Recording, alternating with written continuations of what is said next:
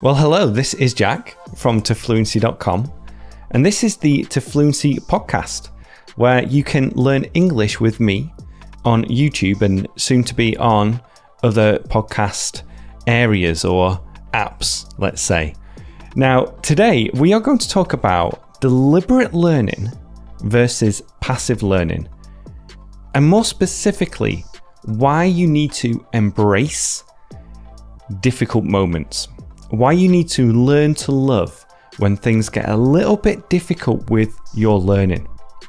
So I think this episode is going to be very valuable for you and you're going to learn a lot. And at the end, I'm just going to go over my favorite method, which ties everything together, which will summarize what I'm talking about in this episode. I'm also going to give you some examples from my life as well, which will help you understand just the importance of this concept of embracing when things get difficult. Now, to embrace something means to learn to love it, to see it as a positive thing instead of a negative thing.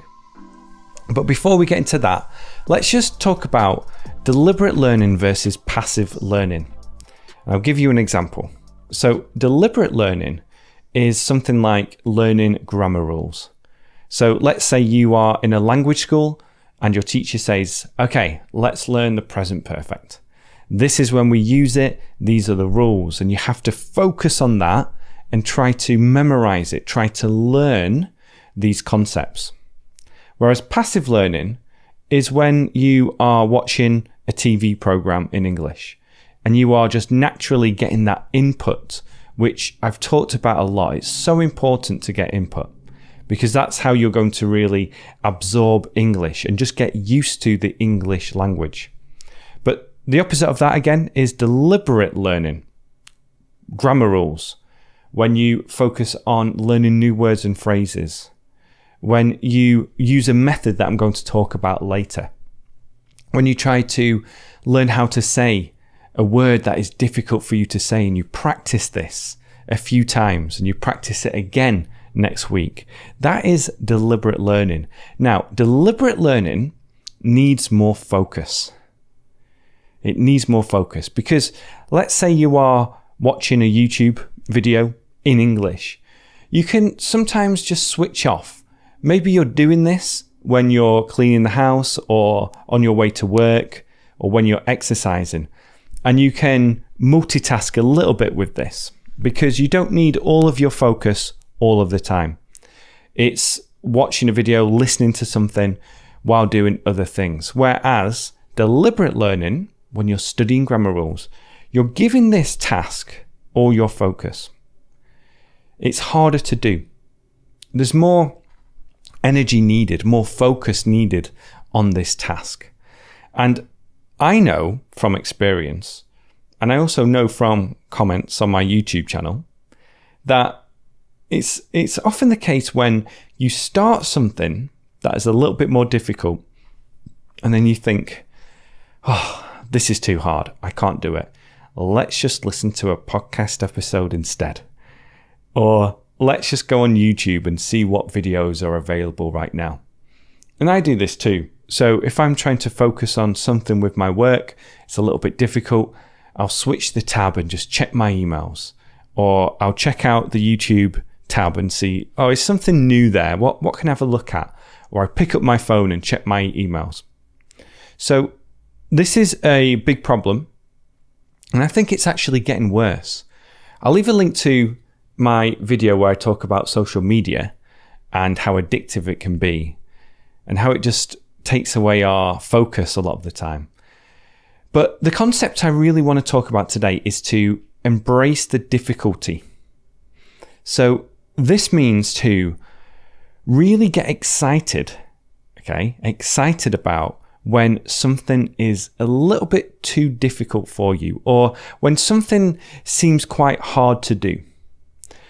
And the main reason for that is this. This is where you grow. This is where you're going to improve the most, is finding something that's difficult and learning how to do it. let's talk about some examples. I'm going to give an example outside of language learning first, and this will help you understand.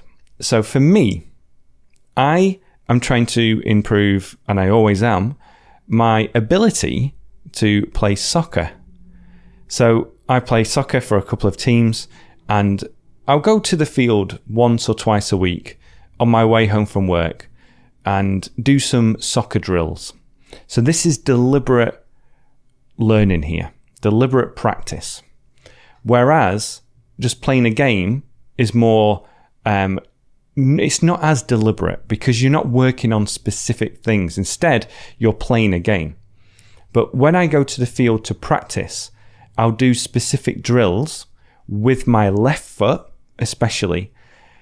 And at first, these drills are really hard. It's difficult to explain what drills they are, but just imagine I'm trying to do some advanced things with my weak foot, with my left foot, which isn't as strong as my right foot. So at first, when I start a new drill, I am falling over, I'm missing the ball, and if somebody is watching, they are probably thinking, this guy is terrible at soccer. But it's not that I'm terrible at soccer, which maybe I am, but I'm doing a new drill that is very difficult to do. So at first, with anything new, it is hard to do. And there was a new drill I started the other day, and I thought, oh, I can't do this. And in your head, you're thinking, maybe I should just do something else. Maybe I won't ever be able to do this. But for the past 2 or 3 weeks, I've focused on this drill, and I'm very close to doing it to a level that I'm very happy with. And it's all because I changed my mentality and thought, okay, when a task is difficult, this is when I grow. Because this task is something I can't do now, but if I learn it, then this means that I'm improving in a very specific way. So that's an example with soccer. It's the same with learning the guitar. Maybe there is a chord, like a very special thing you have to do with your fingers to make a specific sound. But you can't do it at first. However, if you think, okay, I'm going to do this, I know it's hard now, but if I keep practicing and be consistent with it, then I'm going to master this skill. I'm going to reach a stage where I can just do it automatically. It's the same with language learning too. Now, an example from my life is I found Spanish pronunciation very difficult. I had a big problem with saying specific sounds, like the R sound. And it's very difficult or different in Spanish for me. But I went through a period where I embraced this difficulty and I improved in all these areas.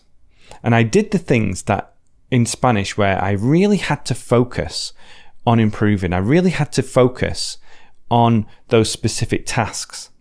That's when I improved the most. I also did the input, the listening, etc. And that helped too. But for me, what really moved my Spanish forward was embracing the difficult things to do. At this stage, however, this is important. Not all things that are difficult are going to move you forward. Okay? So not everything you do that's difficult is going to help you improve. It's also important to think about what are the most efficient things that I can do with my time in order to improve. So, if you think about this in English, maybe memorizing verb patterns or verb tables, is difficult. But is that really going to help you improve your ability to speak fluently and accurately? Probably not. However, if you work on other methods, and I'm going to talk about those soon, and you find them difficult, this is where you're really going to grow.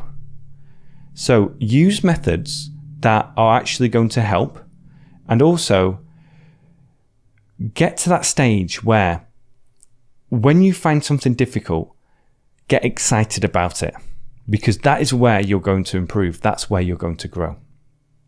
So, for example, with learning English, I'm going to talk about one main method or two main methods now.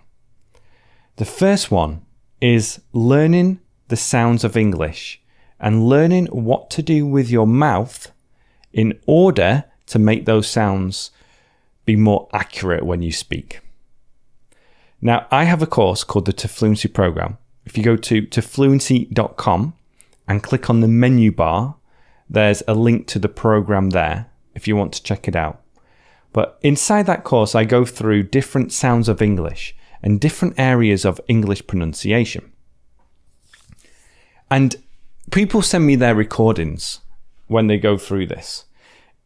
And there's certain sounds that people find difficult to make. There are certain areas of the course as well that people find difficult. And what I notice is that, again, at first, the recordings aren't as good, but with practice and with knowing what to do with your mouth, then this gets so much better. Okay? So, for example, some people find it difficult to say the different sounds, for example, that are quite similar. For example, there's the I sound and the E sound. Sit, seat. Sit, seat. It, eat. It, eat. Where you have the short sound and the longer sound, and it's just slightly different in your mouth. And Spanish speakers especially find this difficult. But when you reach this stage, you might think, oh, I can't do it. I can't make those sounds. It's too difficult. If you find yourself thinking this, that's when you say, okay, let's go all in. Let's really make this my focus now, and I'm going to do it. And it takes energy. It takes focus. It's not comfortable to do this. But again, this is where you're going to grow. So then you can learn how to make those different sounds, practice them, record your own voice, and then repeat it once you can master it. And then after a while, this will just become normal. It will become automatic to you when you say these different sounds. So you can think about that with all areas of English pronunciation. You can practice it with all the sounds of English. Another example might be connected speech as well, or the schwa sound. It might be drop syllables. It could be relaxed pronunciation as well, where you try to practice I want to, and then that goes to I want to go, I'm going to want to go soon, I'm going to want to go soon. That might sound very difficult to say now, but again, if you just practice this, you can get there. So that's one method. The other method is my favorite method, the LRRC method, which is similar to the pronunciation method, but instead we are learning phrases. So you find a phrase like, I'm going to want to go soon. You listen to the phrase, you repeat it, you record your version of this, and then you listen to your phrase and compare it to the original. Okay? So that way, what you're doing is, again, you're really focusing on the accuracy here. I'm going to want to go soon. Now, if you can't quite understand what I'm saying here, it's I'm going to want to go soon. But this gets changed to the relaxed pronunciation to I'm gonna wanna go soon. I'm gonna wanna go soon. And in order to do that, you need to slow down the audio. You need to really focus on the audio. Practice saying it. There will be times when you just can't say it correctly. But again, if you keep practicing and embracing this, really learning to love this feeling of it being uncomfortable, that's where you're going to grow. That is where you're going to really make progress with everything. But again, don't just do this for any type of method. Focus on the methods that are going to help you. For example, another example is when you're reading a book and you want to learn new words and phrases. It can be annoying when you don't understand the words, because let's say you just have a new book. It's a B2 book, graded reader. And you read a page and there's a few words and phrases you don't understand. It can just really make you feel down. You think, oh, my English isn't good enough for this. But instead of having that mentality, think, wow, look at all these new words and phrases that I can learn today. Be curious about new words and phrases. Enjoy learning new words and phrases, because that's how you're going to improve your vocabulary. By coming across words and phrases that you don't understand, learning them in context, and getting the repetition over the long term. So the 3 methods that I've outlined here are learning new words and phrases through articles and books, etc. Working on the English phrases imitation method, or the LRRC method, where you repeat phrases, and also working on the specific sounds of English and other areas of pronunciation. Those are the 3 things that I think really help you move forward with your English. And if you find yourself doing too much passive learning, then find some time to do this deliberate practice, this deliberate learning. And be sure to do it when you can have the time and the space to focus on it, because it is going to take more of your focus. And if people are going to interrupt you, then it won't be as easy just to stick with it. But again, think about this in terms of don't think about this in terms of my English is terrible, I can't do it. Think about it as this is a great opportunity for me to improve in this area. And it's that constant focused learning on a consistent basis that is going to really move your English forward. So I'd love to know what you think about this, and talk about your mentality if there's a comment section below, wherever you're listening to this. Talk about your mentality with your learning.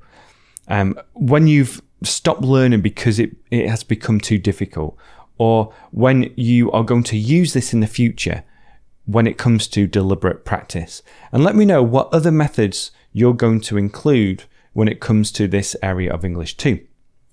Now, if you've enjoyed this, then please share it with somebody that you think would benefit from it. And also go to tofluency.com, TOFLUENCY.com, to learn more about my methods, and also to get a free book, The 5-Step Plan for English Fluency. And if you can't find it anywhere, just search for Tofluency, TOFLUENCY, on YouTube or on Google to find more of what we do. Okay, so thank you so much for listening to this. I hope you enjoyed it. I hope you found it useful, and I will speak to you soon. Bye-bye.